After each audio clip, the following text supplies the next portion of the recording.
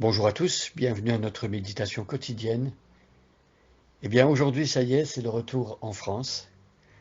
Aujourd'hui donc, je vais continuer à méditer avec vous le psaume 121 on appelle parfois le psaume du voyageur, et un psaume qui nous présente l'Éternel comme un protecteur. L'Éternel est mon refuge ou mon appui. Autant le psaume 23 nous présente Dieu comme un berger, ici, le point marquant que le psalmiste veut nous faire découvrir, c'est que Dieu est notre protection. Dieu est notre sécurité. À quel endroit, où cherchez-vous votre sécurité dans la vie? Alors, beaucoup de personnes pourraient chercher la sécurité dans les biens matériels ou dans toutes sortes de choses humaines ou terrestres, dans son conjoint, dans son compte en banque, dans sa carrière. Euh, mais ici, le Seigneur nous montre que tous les éléments du monde créé sont insuffisants pour donner une vraie protection à un être humain. Nous avons besoin de quelque chose de plus grand, de plus élevé, et notre texte, depuis le début, nous montre que celui qui est au-delà des montagnes, celui qui est plus stable encore que les rochers ou les collines, euh, même les Himalayas de notre terre, c'est l'Éternel, le Dieu de l'Alliance.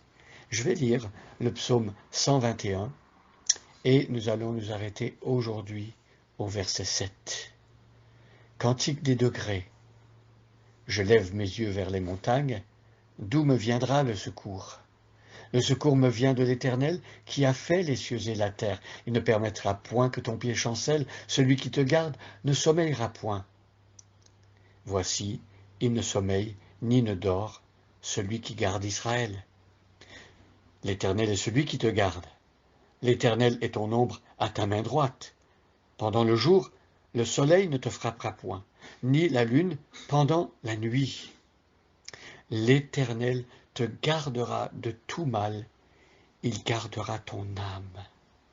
Alors ici, une autre promesse puissante et combien importante pour nous. L'Éternel te gardera de tout mal. C'est une promesse, vous savez, dans la Bible, il y a des promesses que Dieu nous invite à accueillir et on est appelé à y croire. Pour que les promesses de Dieu aient un effet dans notre vie, Dieu nous demande de répondre aux promesses, c'est-à-dire de les saisir personnellement et d'y croire pour nous. Alors aujourd'hui, Dieu nous invite à croire que l'Éternel nous garde de tout mal.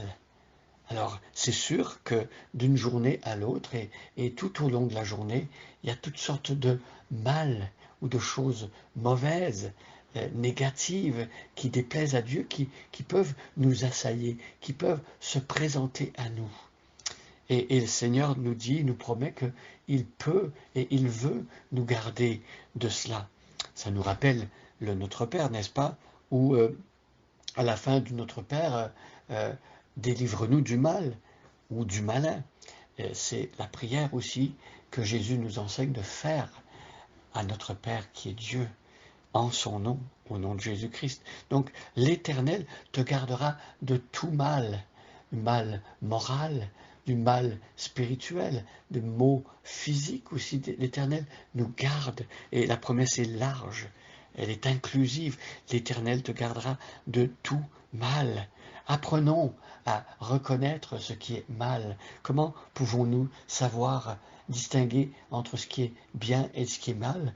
Eh bien, c'est la parole de Dieu qui nous enseigne à voir le monde et la vie et les choses de la vie comme Dieu les voit.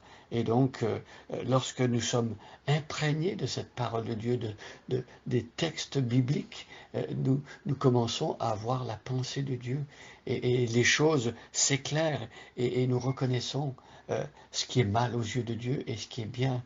Et lorsque nous sommes en face du mal, nous pouvons le reconnaître et nous pouvons implorer Dieu qui nous garde de ce mal. Et c'est ce qu'il veut faire.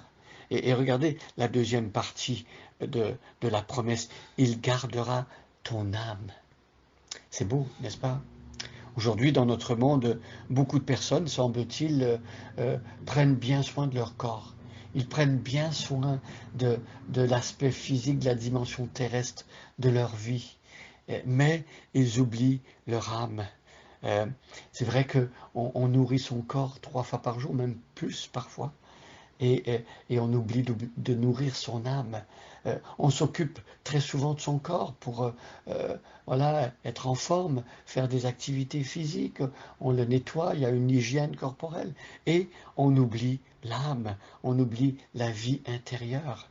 Ici, le Seigneur nous invite à penser à notre âme et à rechercher à être bien dans son âme. Jésus a dit lui-même, que servirait-il à gagner le monde si on perd son âme? Que donnerait un homme en échange de son âme? Voyez, la parole de Dieu, les proverbes nous disent, garde ton cœur plus que toute autre chose, car c'est de lui que viennent les sources de la vie. Donc, nous voulons que Dieu garde notre âme. Nous voulons faire attention à cette dimension spirituelle invisible de notre personne et cette dimension tellement importante.